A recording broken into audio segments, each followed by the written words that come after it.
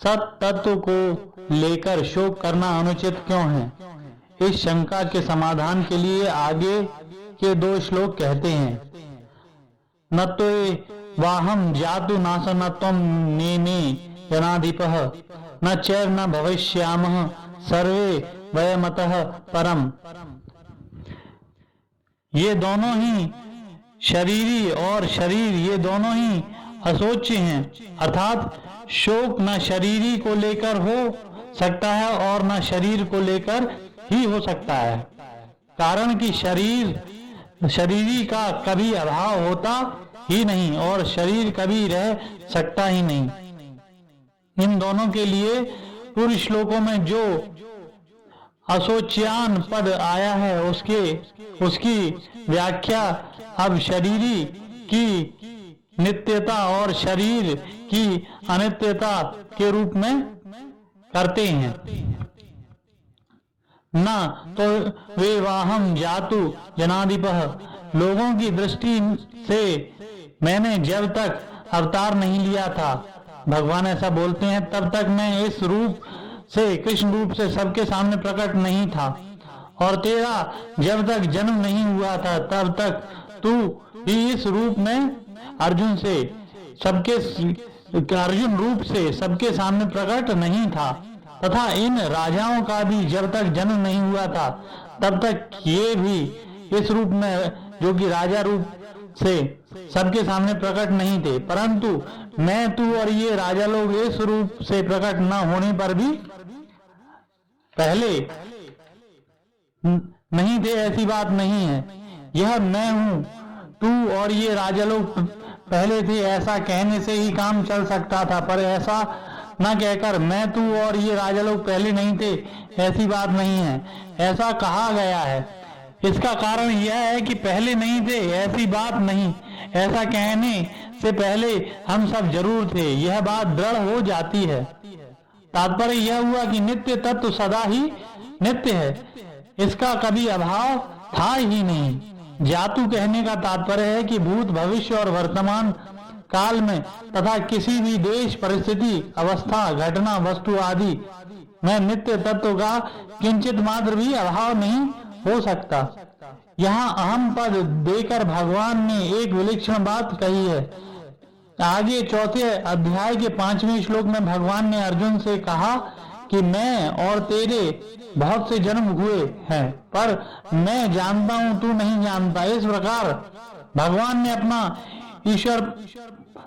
ईश्वर होने का आभास प्रकट करके जीवों से अपने को अलग बताया, परंतु जहां भगवान जीवों के साथ अपनी एकता बता रहे हैं, इसका तात्पर्य है कि जहां 14 अध्याय के 5वें श्लोक में भगवान का आशय अपनी महत्ता को विशेषता को प्रकट करने में और भगवान का आशय तत्विक दृष्टि से नित्य तत्व को जानने में है।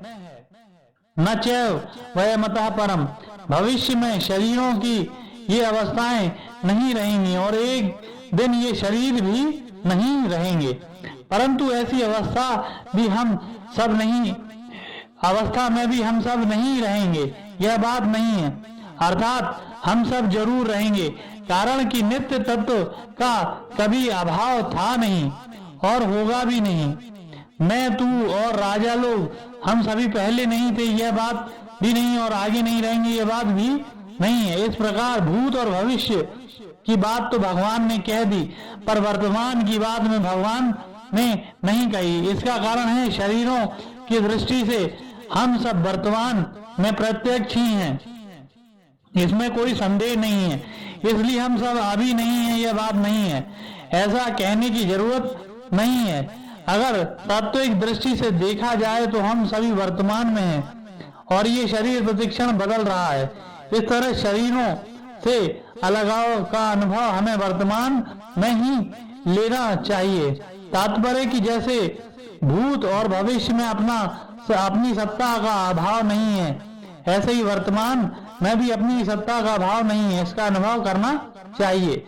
जैसे प्रत्येक प्राणी को नींद आने से पहले भी यह अनुभव रहता है कि हम हैं और नींद खुलने पर भी हमें यह अनुभव रहता है कि हम हैं, तो नींद की अवस्था में भी हम वैसे के वैसे ही थे।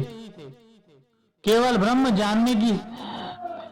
जानने की सामग्री का भाव था, हमारा भाव नहीं था। ऐसा ही मैं, तू और राजा लोग, हम सबके शरीर पहले भी नहीं थे और बाद में भी नहीं रहेंगे, और अभी भी शरीर प्रतिक्षण नाश की ओर जा रहा है, परंतु हमारी सत्ता पहले भी थी, पीछे भी रहेगी और अभी भी वैसी की वैसी ही है। हमारी सत्ता कालातीत तत्व है, क्योंकि हम उस काल के भी ज्ञाता हैं, अर्थात भूत, भविष्य और वर्तमान। ये तीनों काल हमारे जानने में आते हैं। उस कालातीत तत्व को समझने के लिए ही भगवान ने यह श्लोक कहा है। मैं, तू और राजा लोग पहले नहीं थे, यह बात नहीं है, और आगे नहीं रहेंगे, यह बात भी नहीं है। ऐसा कहने का तात्पर्य कि जब यह शरीर नहीं थे और तब भी हम साथ सब थे, और जब ये शरीर नहीं रहेंगे तब भी हम रहेंगे। अर्थात ये सब शरीर तो नाशवान और हम सब अविनाशी। ये शरीर पहले नहीं थे, आगे नहीं रहेंगे। इससे शरीरों की अनित्यता सिद्ध हुई, और हम सब पहले थे और आगे रहेंगे। इससे सबके स्वरूप की नित्यता सिद्ध हुई। इस श्लोक में परमात्मा और जीवात्मा की सामर्थ्य का वर्णन है। भगवान कहते हैं कि मैं कृष्ण रूप से, तू अर्जुन रूप से, और तथा सब लोग राजा रूप से पहले भी नहीं थे और आगे भी नहीं रहेंगे, पर सत्ता रूप से हम सब पहले थे और आगे भी रहेंगे। तात्पर्य कि मैं, तू और राजा लोग, ये तीनों शरीर को लेकर तो अलग अलग हैं, पर सत्ता को लेकर एक ही हैं। शरीर तो पहले भी नहीं थे और बाद में भी नहीं रहेंगे, पर स्वरूप स्वयं की सत्ता पहले भी थी, बाद में रहेगी और वर्तमान में है ही। जब ये शरीर नहीं थे तब सत्ता थी, और जब ये शरीर नहीं रहेंगे तब भी सत्ता रहेगी। एक सत्ता के सिवाय कुछ नहीं है। देहिनोस्मिन् यथा देहे कौमारम यौवनम जरा तथा देहांतर प्राप्ति धीरस तत्र न मुहति। इसकी व्याख्या इस प्रकार है। शरीरधारी के शरीर में पहले बाल्यावस्था आती है, फिर युवावस्था आती है और फिर वृद्धावस्था आती है। तात्पर्य कि शरीर में कभी एक अवस्था नहीं रहती, उसमें निरंतर परिवर्तन होता रहता है। यहाँ शरीरधारी के शरीर में ऐसा कहने से सिद्ध होता है कि शरीरी अलग है और शरीर अलग।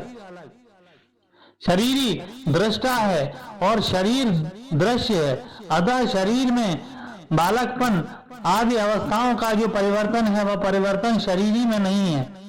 जैसे शरीर की कुमार, युवा आदि अवस्थाएं होती हैं, ऐसे ही देहांतर की अर्थात दूसरे शरीर की प्राप्ति होती है।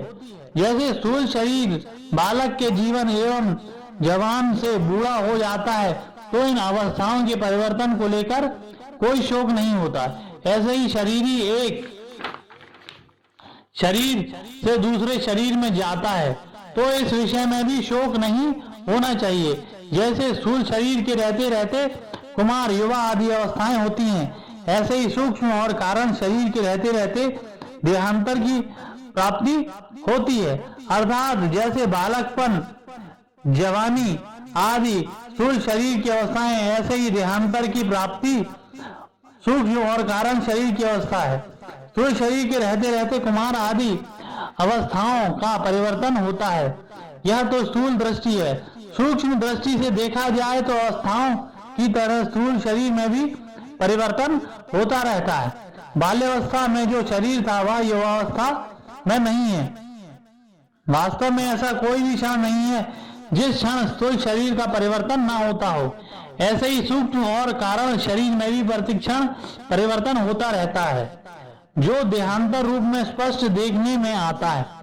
अब विचार यह करना है कि स्थूल शरीर को हमें ज्ञान होता है, पर सूक्ष्म और कारण शरीर का हमें ज्ञान नहीं होता। अतः जब सूक्ष्म और कारण शरीर का ज्ञान नहीं होता तो उसका परिवर्तन का ज्ञान हमें कैसे हो सकता है? इसका उत्तर है कि जैसे स्थूल शरीर का ज्ञान उसकी अवस्थाओं को लेकर होता है, ऐसे ही सूक्ष्म और कारण शरीर का ज्ञान भी उसकी अवस्थाओं को लेकर होता है। स्थूल शरीर की जागृत, सूक्ष्म शरीर की स्वप्न और कारण शरीर की सुषुप्ति अवस्था मानी जाती है। मनुष्य अपनी बाल्य अवस्थाओं में अपने को स्वप्न में बालक देखता है, युवावस्था में स्वप्न में युवा देखता है और वृद्धावस्था में स्वप्न में वृद्ध देखता है। इससे सिद्ध हो गया कि स्थूल शरीर के साथ साथ सूक्ष्म शरीर का भी परिवर्तन होता है। ऐसी सुषुप्ति अवस्था बाल्यावस्था में ज्यादा होती है, युवावस्था में कम होती है और वृद्धावस्था में वह बहुत कम हो जाती है। अतः इससे कारण शरीर का परिवर्तन भी सिद्ध हो गया। दूसरी बात, बाल्यावस्था और युवावस्था में नींद लेने पर शरीर और इंद्रियों जैसे ताजगी आती है, वैसी ताजगी वृद्धावस्था में नींद लेने पर नहीं आती। अर्थात वृद्धावस्था में बाल्य और युवावस्था जैसा विश्राम नहीं मिलता। इस रीति से कारण शरीर का परिवर्तन सिद्ध होता है। जिसको दूसरा देवता, पशु, पक्षी आदि का शरीर मिलता है, उसको उन शरीर में यही हूं ऐसा अनुभव होता है। तो यह सूक्ष्म शरीर का परिवर्तन हो गया। ऐसे ही कारण शरीर स्वभाव प्रकृति रहता है। जिसको स्थूल शरीर से आदत कहते हैं, वह आदत देवता की ओर होती है तथा पशु पक्षी आदि की ओर होती है। तो यह कारण शरीर का परिवर्तन हो गया। अगर शरीरी का परिवर्तन होता है तो अवस्थाओं को बदलने पर भी मैं वही हूँ ऐसा ज्ञान नहीं होता, परंतु अवस्थाओं के बदलने पर भी जो पहले बालक था, जवान था, वह मैं अब हूँ ऐसा ज्ञान होता है। इससे सिद्ध होता है कि शरीर में अर्थात स्वयं में परिवर्तन नहीं हुआ है। यहाँ एक शंका हो सकती है कि स्थूल शरीर की अवस्थाओं के बदलने पर तो उनका ज्ञान होता है, पर शरीरांतर की प्राप्ति होने पर पहले के शरीर का ज्ञान नहीं होता। पूर्व शरीर का ज्ञान न होने के कारण यह है कि मृत्यु और जन्म के समय बहुत ज्यादा कष्ट होता है। उस कष्ट के कारण बुद्धि में पूर्व जन्म की स्मृति नहीं रहती। जैसे लकवा मार जाने पर अधिक वृद्धावस्था होने पर बुद्धि में पहले जैसा ज्ञान नहीं रहता, ऐसे ही मृत्यु काल में जन्म में बहुत बड़ा धक्का लगने पर पूर्व जन्म ज्ञात नहीं रहता, परंतु जिसकी मृत्यु में ऐसा कष्ट नहीं होता, अर्थात शरीर की अवस्थांतर की प्राप्ति की तरह अनायास ही देहांतर की प्राप्ति हो जाती है, उसकी बुद्धि में पूर्व जन्म की स्मृति रह सकती है।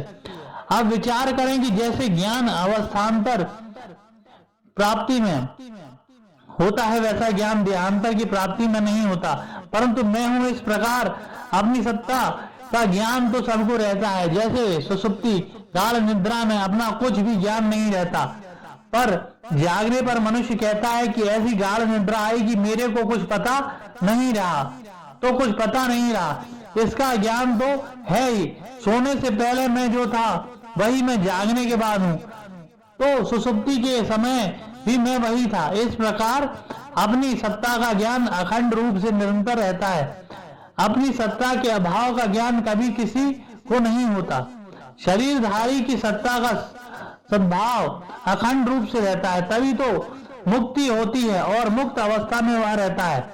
हाँ, जीवन मुक्त अवस्था में उसको शरीरांतरों का ज्ञान भले ही ना हो, पर मैं तीनों शरीरों से अलग हूं ऐसा अनुभव होता ही है।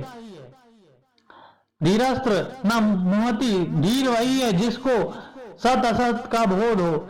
ऐसा धीर मनुष्य उस विषय में कभी मोहित नहीं होता, उसको कभी संदेह नहीं होता। इसका अर्थ यह नहीं है कि उस धीर मनुष्य को देहांतर की प्राप्ति होती है। ऊंच नीच योनियों में जन्म होने का कारण गुणों का संग है और गुणों के संबंध विच्छेद होने पर धीर मनुष्य को देहांतर की प्राप्ति ही नहीं हो सकती।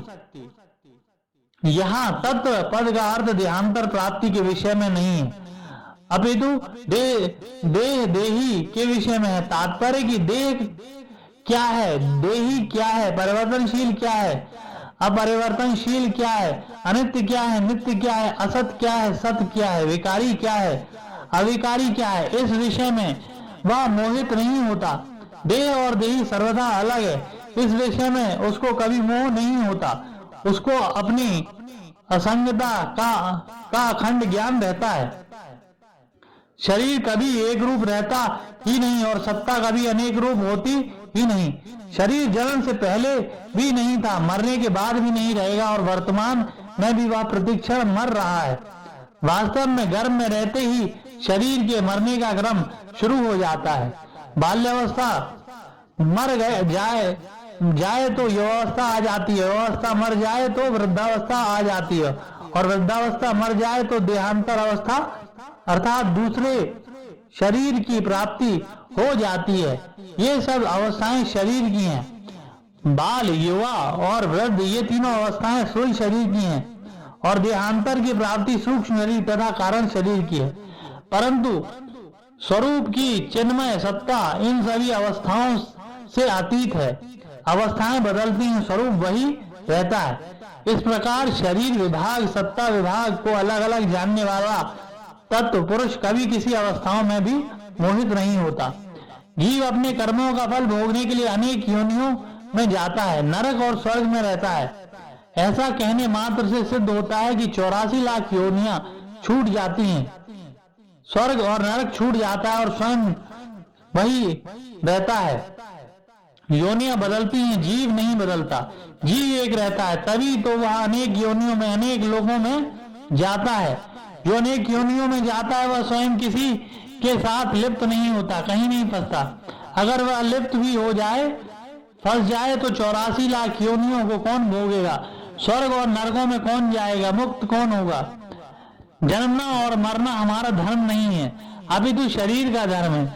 हमारी आयु अनादि और अनंत है। फिर अंतर्गत अनेक शरीर उत्पन्न होते हैं और मरते रहते हैं। जैसे हम अनेक वस्त्र बदलते रहते हैं, पर वस्त्र बदलने पर हम नहीं बदलते, अपितु वे के और वे ही रहते हैं, वे के वे ही रहते हैं। ऐसे ही अनेक योनियों में जाने पर भी हमारी सत्ता नित्य निरंतर ज्यों की त्यों रहती है। अगर नया संग न पकड़े तो मुक्ति स्वाधीनता स्वतः सिद्ध है।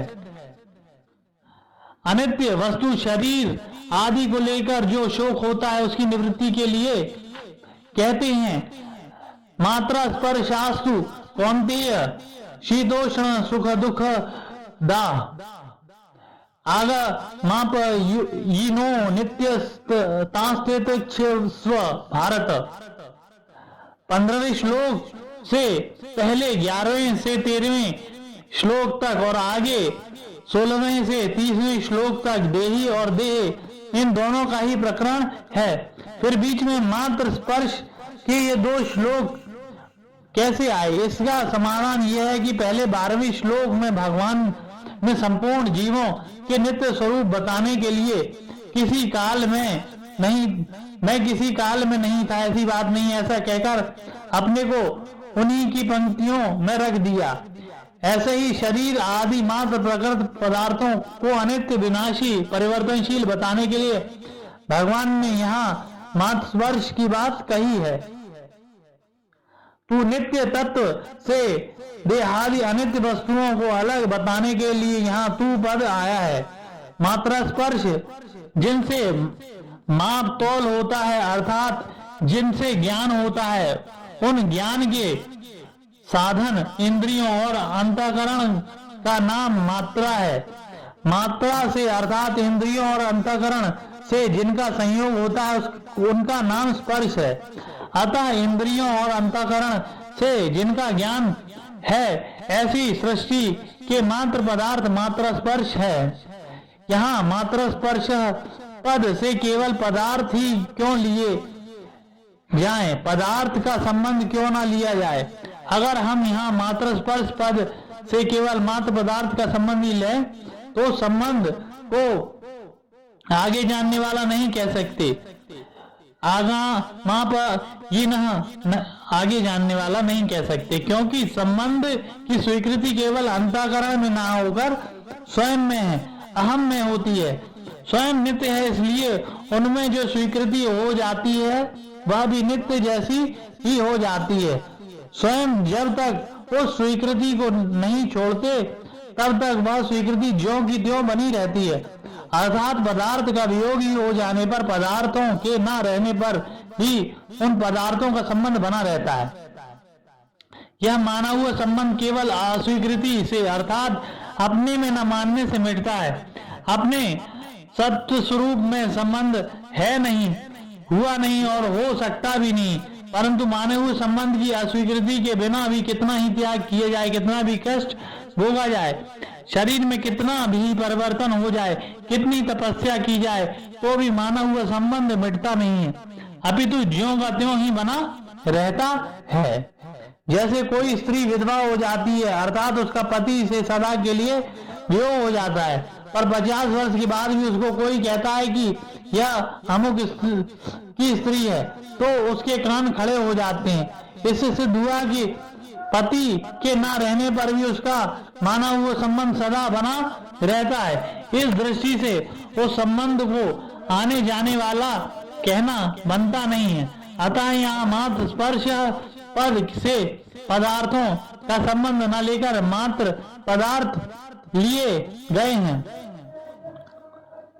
शीतोष्ण सुख दुख यहाँ शीत और उष्ण शब्द अनुकूलता और प्रतिकूलता के वाचक हैं। अगर इनका अर्थ सर्दी और गर्मी लिया जाए तो ये केवल त्याग इंद्रिय त्वचा के विषय में हो जाएंगे, जो कि एक देशी है। अतः शीत का अर्थ अनुकूलता और उष्ण का अर्थ प्रतिकूलता लेना ही ठीक होता मालूम देता है।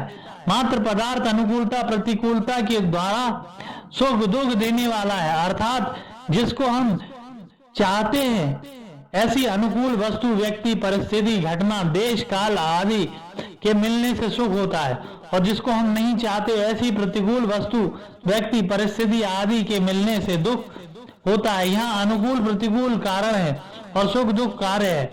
वास्तव में देखा जाए तो इन पदार्थों में सुख दुख देने का सामर्थ्य नहीं है। मनुष्य इनके साथ संबंध जोड़कर इनके अनुकूलता प्रतिकूलता की भावना कर लेता है, जिसमें ये पदार्थ सुख दुख देने वाले दिखते हैं। अतः भगवान ने यहाँ सुख दुख कहा है। मात्र पदार्थ आदि अंत वाले, उत्पत्ति विनाशील और आने जाने वाले हैं, ये ठहरने वाले नहीं है, क्योंकि ये उत्पत्ति से पहले नहीं थे और विनाश के बाद भी नहीं रहेंगे, इसलिए आगमा पाई हैं। जैसे शरीर कभी एक रूप नहीं रहता, प्रतिक्षण बदलता रहता है, ऐसे इंद्रियां मन बुद्धि से जिनका ज्ञान होता है, यह संपूर्ण सांसारिक पदार्थ भी कभी एक रूप नहीं रहते, उसका संयोग और वियोग होता रहता है। जिन पदार्थों को हम चाहते हैं उनको संयोग से सुख होता है और वियोग से दुख होता है। जिन पदार्थों को हम नहीं चाहते उनके वियोग से सुख होता है और संयोग से दुख होता है। पदार्थ भी आने जाने वाले तथा अनित्य हैं। ऐसे ही जिन पदार्थों का ज्ञान होता है वे इंद्रिय और अंतःकरण भी आने जाने वाले तथा अनित्य हैं।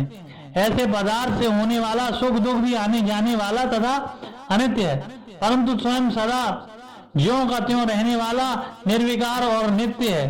अतः इनको यह सह लेना चाहिए, अर्थात उनके संयोग वियोग को लेकर सुखी दुखी नहीं होना चाहिए, अपितु निर्विकार रहना चाहिए। सुख और दुख दोनों अलग अलग होते हैं, पर उनको देखने वाला एक ही होता है और उन दोनों से अलग निर्विकार होता है।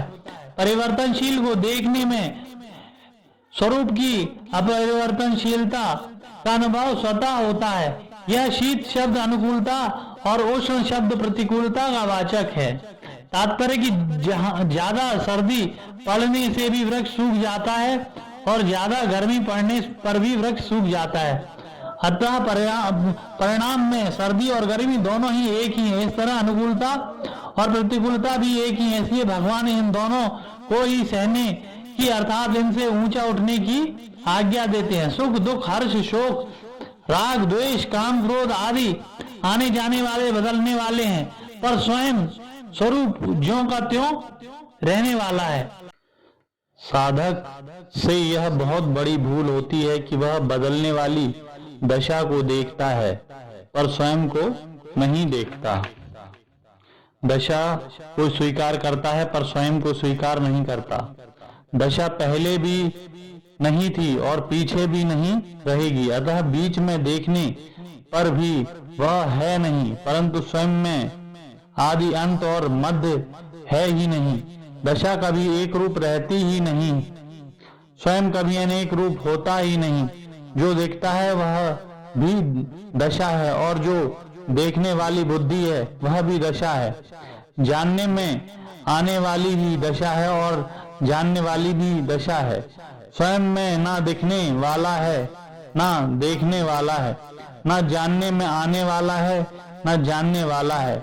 ये दिखने वाला देखने वाला आदि सब दशा के अंतर्गत हैं।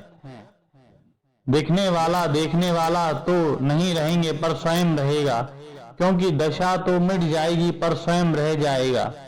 तात्पर्य की दिखने वाले दृश्य के साथ संबंध होने से ही स्वयं देखने वाला दृष्टा कहलाता है। अगर दिखने वाले के साथ संबंध ना रहे तो स्वयं रहेगा, पर उसका नाम देखने वाला नहीं रहेगा। इसी तरह शरीर के साथ संबंध होने से ही स्वयं चिन्मय सत्ता शरीरी कहलाता है। अगर शरीर के साथ संबंध ना रहे तो स्वयं रहेगा, पर उसका नाम शरीरी नहीं रहेगा। गीता 13वें अध्याय का पहला श्लोक। अतः भगवान ने केवल मनुष्यों को समझाने के लिए ही शरीरी नाम कहा है। पूर्व श्लोक में मात्र स्पर्शों की तितिक्षा की बात कही। अब ऐसी तितिक्षा से क्या होगा, इसको आगे के श्लोक में बताते हैं।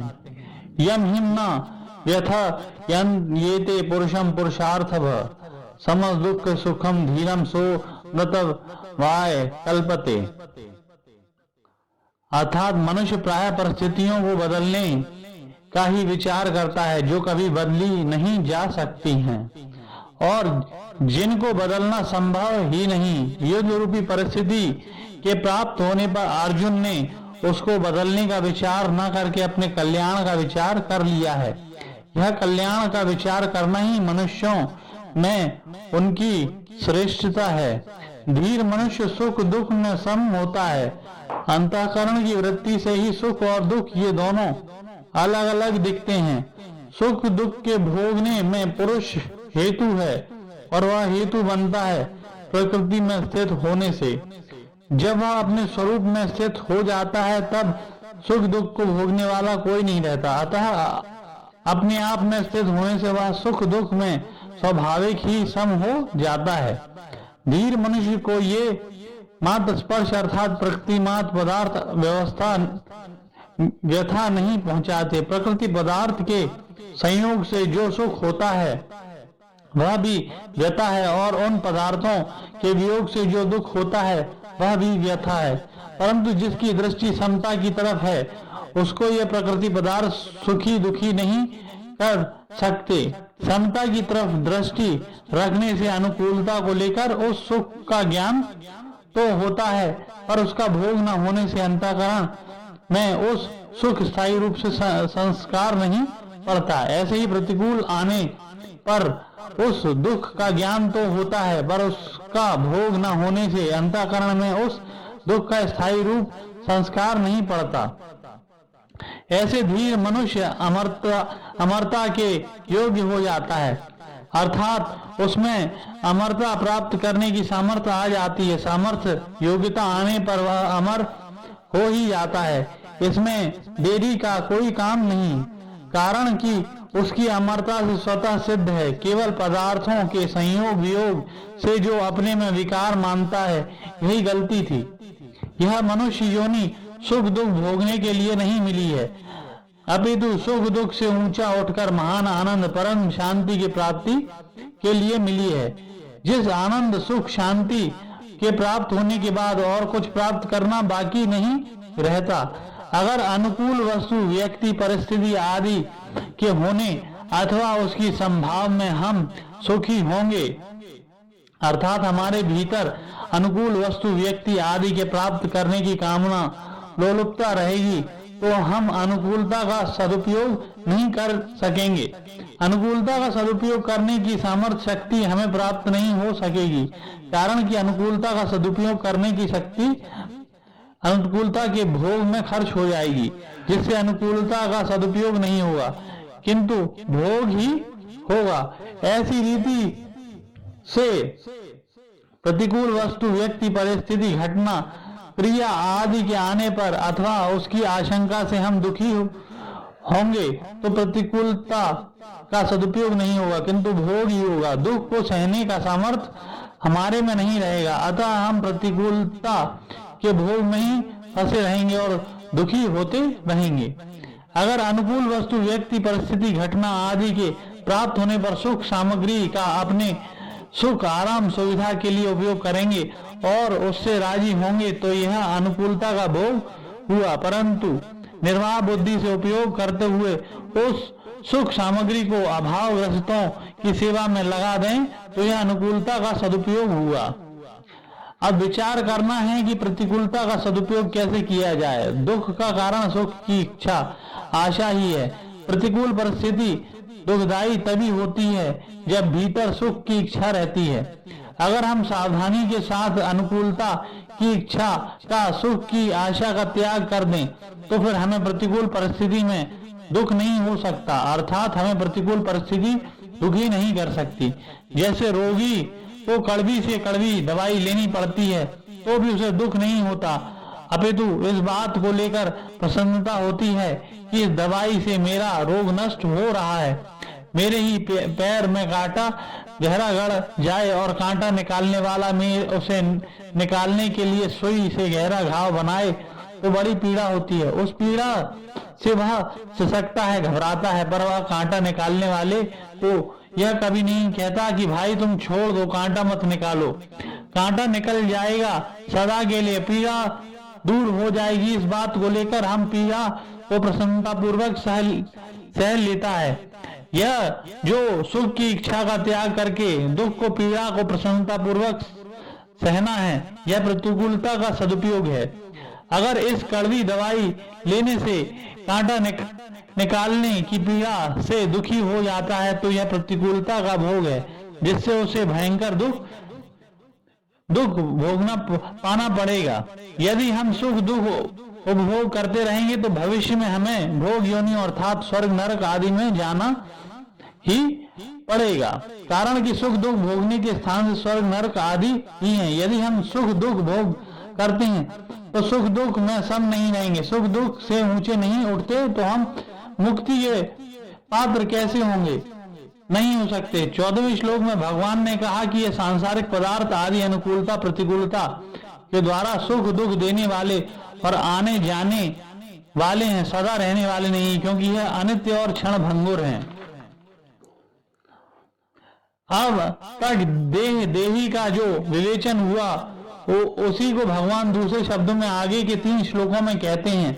नास्तो विधते भावो न भावो विधते सतः उभयोरपि दृष्टोन्तरस्त वन योस्तत्व दर्शी भी। इन तीनों सत्तावाचक धातुओं का प्रयोग किया गया है। इसमें भगवान ने भू सत्तायाम, अस भूवि और विद सत्तायाम, इन 3 सत्तावाचक धातुओं का प्रयोग किया है। इन तीनों के प्रयोग का तात्पर्य नास्तो विधते भाव, शरीर उत्पत्ति के पहले भी नहीं था, मरने के बाद भी नहीं रहेगा और वर्तमान में भी नहीं है। इसका क्षण प्रतिक्षण अभाव हो रहा है। तात्पर्य कि यह शरीर भूत, भविष्य और वर्तमान इन तीनों कालों में कभी भाव रूप से नहीं रहता। न भावो विधते सता, जो सद वस्तु है उसका भाव नहीं होता। अर्थात जब देह उत्पन्न नहीं हुआ था तब भी देही था और देह नष्ट होने पर भी देही रहेगा। यह वर्तमान में देह के परिवर्तनशील होने पर भी देही उसमें ज्यों का त्यों ही रहता है। संसार में हम एक ही बार देख सकते हैं, दूसरी बार नहीं, कारण कि संसार प्रतिक्षण परिवर्तनशील है। अतः एक क्षण पहले वस्तु जैसी थी दूसरे क्षण में वह वैसी नहीं रहती। जैसे सिनेमा देखते समय पर्दे पर दृश्य स्थिर रहता है पर वास्तव में उसमें प्रतिक्षण परिवर्तन होता है। मशीन पर फिल्म तेजी से घूमने के कारण वह परिवर्तन इतनी तेजी से होता है कि हमें उस अपनी आंखों से नहीं पकड़ पाती। इससे भी अधिक मार्मिक बात यह है कि वास्तव में संसार एक बार भी नहीं दिखता, कारण कि शरीर, इंद्रियां, मन, बुद्धि आदि जिन कारणों से हम शरीर को देखते हैं, अनुभव करते हैं, वह कारण भी सांसारिक ही है। अतः वास्तव में संसार से ही संसार दिखता है।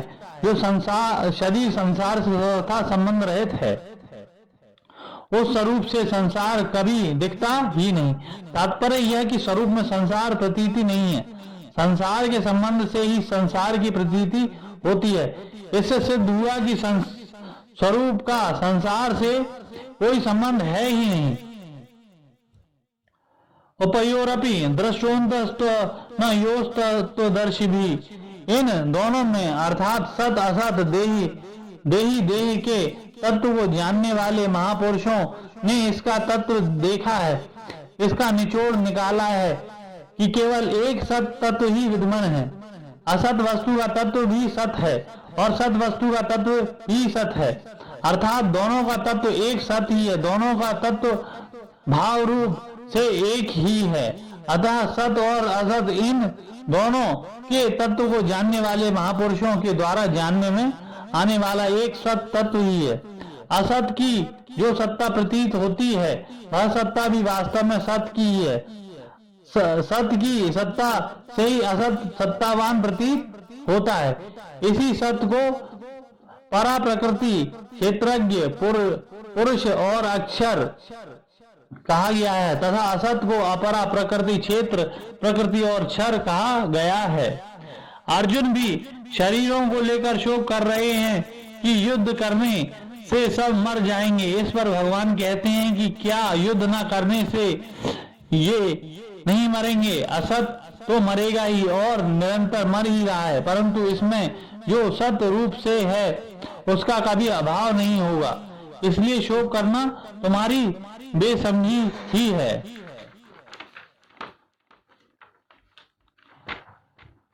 सत और असत क्या है, इसको आगे के 2 श्लोकों में बताते हैं। अविनाशी तू तद्विधि येन सर्वमिदं ततं विनाश यस्य न कश्चित् कर्तुमर्हति।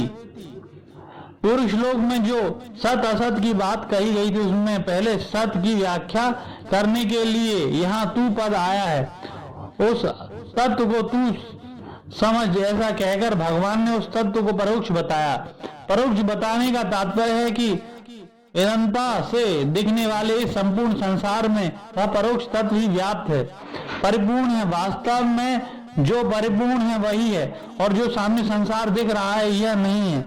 यहाँ तत्पद में सत तत्व को परोक्ष रीति से कहने का तात्पर्य यह नहीं है कि वह तत्व बहुत दूर है, किंतु यह इंद्रियों और अंतःकरण का विषय नहीं है, इसलिए इसको परोक्ष रीति से कहा गया है। येन सर्वमिदं ततं, येन सर्वमिदं ततं, ये पद गीता में 3 बार आए। यहाँ ये पद शरीरी के लिए आए हैं कि शरीरी से यह संपूर्ण संसार व्याप्त है।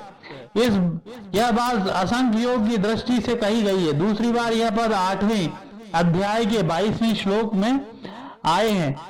वहां कहा गया है कि जिस ईश्वर से यह संपूर्ण संसार व्याप्त है वह अनन्य भक्ति से मिलता है। अतः भक्ति का वर्णन होने से उपयुक्त पद ईश्वर के विषय में आए हैं। तीसरी बार यह पद 18वें अध्याय के 46वें श्लोक में आए हैं। वहां कहा गया है कि जिससे यह संपूर्ण संसार व्याप्त है उसका चारों वर्ण अपने अपने कर्मों द्वारा पूजन करें। यह वर्णन भी भक्ति की दृष्टि से हुआ है। जिसको परोक्ष कहा गया उसका वर्णन करते हैं कि यहाँ सब का सब संसार उस नित्य तत्व में व्याप्त है। जैसे सोने के बने हुए गहनों में सोना, लोहे के बने हुए अस्त्र शस्त्रों में लोहा, मिट्टी से बने हुए बर्तनों में मिट्टी और जल से बनी हुई बर्फ में जल ही व्याप्त है। व्यवहार में हम कहते हैं कि यह मनुष्य है, यह पशु है, यह वृक्ष है, यह मकान है आदि। तो इसमें मनुष्य, पशु, वृक्ष, मकान आदि तो पहले नहीं थे, पीछे भी नहीं रहेंगे और वर्तमान में भी प्रतिक्षण अभाव में जा रहे हैं, परंतु इसमें ये रूप से जो सत्ता है वह सदा ज्यों की त्यों है। तात्पर्य कि मनुष्य, पशु, वृक्ष, मकान आदि तो संसार है और ये अविनाशी आत्म तत्व है। इसलिए मनुष्य, पशु, वृक्ष, मकान आदि ये तो अलग अलग हुए पर इन सब में एक ही रहा। इस तरह मैं मनुष्य हूँ, मैं पशु हूँ, मैं देवता हूँ, आदि में शरीर तो अलग अलग हुए पर हूं अथवा है एक ही रहा।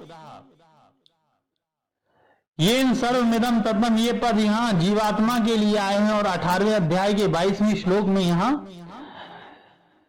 22वें श्लोक में तथा 18वें अध्याय के 46वें श्लोक में यही पद परमात्मा के लिए आए हैं। वह किसी शरीर से चिपका हुआ नहीं है, परंतु वह असंगता का अनुभव न होने से जन्म मरण हो रहा है। अंतवंत इमे देहा नित्यस्योक्ता शरीरिणः अनाशिनो प्रमेयस्य तस्मा दोधस्यस्व भारत। किसी काल में किसी कारण में कभी किंचित मात्र भी इसमें परिवर्तन नहीं होता, जिसकी क्षति नहीं होती, जिसका भाव नहीं होता, उसका नाम अनाशी अर्थात अविनाशी है। जो प्रमाण का विषय नहीं है, अर्थात जो अप्रेमेयस्य, जो प्रमाण का विषय नहीं है, अर्थात जो अंतःकरण और इंद्रियों का विषय नहीं है, और उसको अप्रमेय कहते हैं। जिसमें अंतःकरण और इंद्रियों का प्रमाण नहीं होता, उसमें शास्त्र और संत महापुरुष ही प्रमाण मानते हैं। शास्त्र और संत महापुरुष उन्हीं के लिए प्रमाण होते हैं जो श्रद्धालु हैं, जिसकी जिस शास्त्र और संत में श्रद्धा होती है उसी शास्त्र और संत के वचनों को मानता है। इसलिए यह तत्व केवल श्रद्धा का विषय है। इस अविनाशी, अप्रमेय और नित्य शरीरी के संपूर्ण संसार में जितने भी शरीर हैं वे सब अंत वाले कहे गए हैं। अंत वाले कहने का तात्पर्य इनका प्रतिक्षण अंत हो रहा है और इसमें अंत के सिवाय और कुछ है ही नहीं, केवल अंत ही अंत है। उपयुक्त पद में शरीरी के लिए तो एक वचन दिया है और शरीरों के लिए बहुवचन। इसका एक कारण है कि यह है कि प्रत्येक प्राणी में स्थूल, सूक्ष्म और कारण ये तीनों शरीर होते हैं। दूसरा कारण कि संसार के संपूर्ण शरीरों में एक ही शरीर व्याप्त है। आगे 24वें श्लोक में भी इसका सर्वगतः पद में सब में व्याप्त बताएंगे। यहाँ विशेष बात यह है कि यहाँ अंतवंत इमे देहा कहने का तात्पर्य है कि ये जो देह देखने में आता है ये सब के सब नाशवान है, पर यह देह किसका है?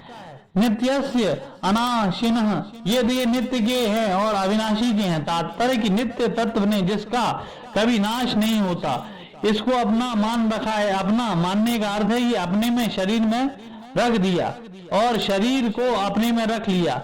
अपने को शरीर में रखने से अहंता अर्थात मैंपन पैदा हो गया और शरीर को अपने में रखने से ममता अर्थात मेरापन पैदा हो गया। यहाँ स्वयं जिन जिन चीजों में अपने को रखता चला जाता है उन चीजों में मैंपन होता ही चला जाता है। जैसे अपने को धन में रख दिया तो मैं धनी हूँ, और अपने को राज्य में रख दिया तो मैं राजा हूँ, और अपने को विद्या में रख दिया तो मैं विद्वान हूँ, और अपने को बुद्धि में रख दिया तो मैं बुद्धिमान हूँ, अपने को सिद्धियों में रख दिया तो मैं सिद्ध हूँ, और अपने को शरीर में रख दिया तो मैं शरीर हूँ, आदि आदि। यहाँ 17वें और 18वें इन दोनों श्लोकों में विशेषता से सत तत्व की ही विवेचन हुआ है, कारण कि इस पूरे प्रकरण में भगवान का लक्ष्य सत्य को बोध कराने नहीं है। सत्य का बोध हो जाने से असत्य की निवृत्ति स्वतः हो जाती है। फिर किसी प्रकार का किंचन मात्र भी संदेह नहीं रहता। इस प्रकार सत्य का अनुभव करके निसंदिग्ध होकर कर्तव्य का पालन करना चाहिए। इस विवेचन से यह सिद्ध होता है कि यह सांख्य योग एवं कर्मयोग में किसी विशेष वर्ण और आश्रम की आवश्यकता नहीं है। अपने कल्याण के लिए चाहे सांख्य योग का अनुष्ठान करें चाहे कर्म योग का अनुष्ठान करें, इसमें मनुष्य की पूर्ण स्वतंत्रता है, परंतु व्यवहारिक काम करने से वर्ण और आश्रम के अनुसार शास्त्रीय और विधान की परम आवश्यकता है। तभी तो यहाँ सांख्य योग के अनुसार सत असत का विवेचन करते हुए भगवान युद्ध करने की अर्थात कर्तव्य कर्म करने की आज्ञा देते हैं। आगे 13वें अध्याय में जहाँ ज्ञान के साधनों का वर्णन किया गया है, वहाँ आसक्ति विश्वांग पुत्रदार ग्रह दिशु कहकर पुत्र स्त्री घर आदि की आसक्ति का निषेध किया है। अगर सन्यासी सांख्य योग के अधिकारी होते तो पुत्र स्त्री घर आदि में आसक्ति रहित होने के लिए कहने की आवश्यकता ही नहीं थी, क्योंकि सन्यासी के पुत्र स्त्री आदि होते ही नहीं। इस तरह गीता पर विचार करने से सांख्य योग एवं कर्मयोग दोनों परम प्राप्ति के स्वतंत्र साधन सिद्ध हो जाते हैं। ये किसी वर्ण और आश्रम पर किंचित मात्र अवलंबित नहीं है। भगवान ने अपने उपदेश के आरंभ में गीता सून मृत और अगतासून जीवित दोनों प्राणियों को अशोच बताया है। फिर 12वें और 13वें श्लोक में गतासून को अशोच बताने के लिए सत नित्य का वर्णन किया और 14वें 15वें श्लोक में अगातासून को अशोच बताने के लिए असत अनित्य का वर्णन किया है। फिर सत और असत दोनों का वर्णन 16वें श्लोक में किया गया है। यद्यपि भाव होनापन आत्मा ही है, शरीर का नहीं है, तथापि मनुष्य से भूल यह होती है कि वह पहले शरीर को देखकर फिर उसमें आत्मा को देखता है। पहले आकृति को देखता है, फिर भाव को देखता है। ऊपर लगाई हुई पॉलिश कब तक टिकेगी?